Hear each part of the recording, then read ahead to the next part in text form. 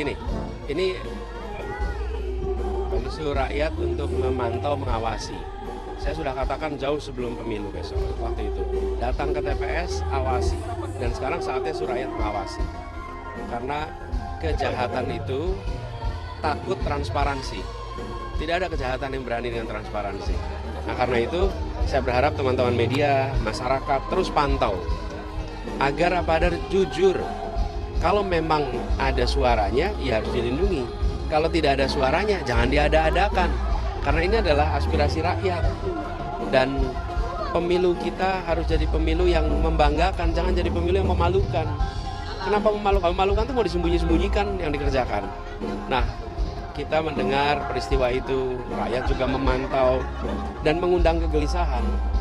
Kalau ini bisa terjadi, berarti yang lain-lain bagaimana?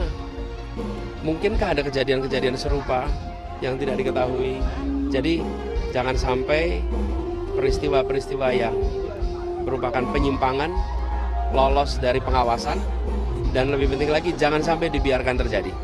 Pengawasan ketat berarti Pak ini bagi Bawaslu, karena kan ini oke masyarakat sudah mengupload C1 planonya gitu Pak, bahwa ketidaksesuaian suara ada di situ, tapi kan ini problemnya ada di masalah sirekapnya. Jangan sampai ini nanti membuat cacat pemilunya. Kalau pemilunya cacat, yang cacat semua. Nila setitik, rusak susu sebelanga. Begitu terjadi peristiwa yang seperti ini, maka itu akan bisa merusak semua. Kalau merusak semua, kepercayaan rakyat bisa hilang terhadap proses pemilu kemarin. Dan pemerintah harus ikut bertanggung jawab.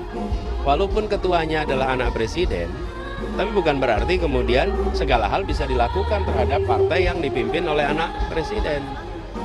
Malah lebih ketat lagi pengawasannya supaya tidak ada jajaran di bawah yang kemudian melakukan kegiatan-kegiatan walaupun tanpa diperintah.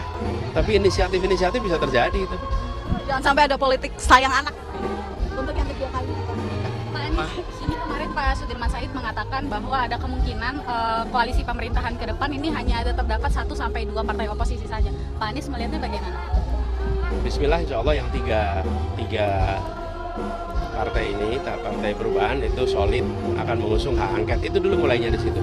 Toh kita masih menunggu sampai hasil pemilu semuanya selesai. Kan kita belum selesai ini penghitungannya. Partai koalisi solid mengusung hak angket. Dari situ dulu. Nanti kita lihat ke depannya gimana. Ya. Nah, ini proses. Karena sampai sejauh ini belum ada firm dari PDIP ini sendiri. Kita tunggu. Mudah-mudahan dalam hari-hari ke depan akan final.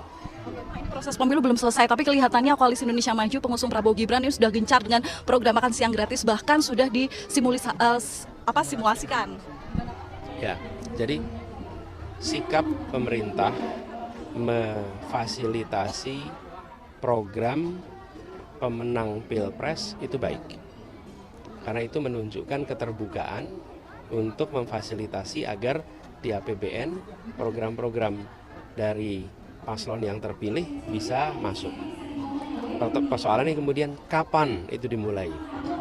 Pemerintah mulai membuka diri kepada pemenang setelah KPU menetapkan. Sebelum KPU menetapkan, pertanyaannya dasar hukumnya apa? Ketika pemerintah merapatkan rencana sebuah paslon, dasar hukumnya apa? Negara itu kan bergerak menggunakan aturan hukum, kan? Ketika sudah ada surat keputusan KPU nomor X, Y, Z, tanggal sekian, tahun sekian, ditetapkan pasangan A, B, C, D menjadi pemenang, nah itu menjadi dasar untuk pemerintah mengakomodasi. Tapi kalau belum ada keputusan, lalu apalah dasarnya? Justru pertanyaan justru itu. Jadi sikap keterbukaannya baik. Baik, jangan sampai saya pernah ngalamin terpilih jadi gubernur, lalu gubernur yang sebelumnya nggak membuka diri untuk dialog, untuk diskusi, sehingga transisi berjalan dengan baik. Transisi yang baik itu diperlukan dalam demokrasi. Tapi kapan proses transisi dimulai? Setelah ada ketetapan yang memiliki kekuatan hukum dari KPU, baru itu dimulai.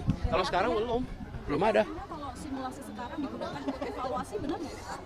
Ya kalau itu dikerjakan oleh pasangan terserah, tapi nggak boleh oleh negara. Bahkan negara merapatkan pun dasarnya apa? Nggak ada dasar hukumnya. Ya, oke? Ya, sip, makasih ya.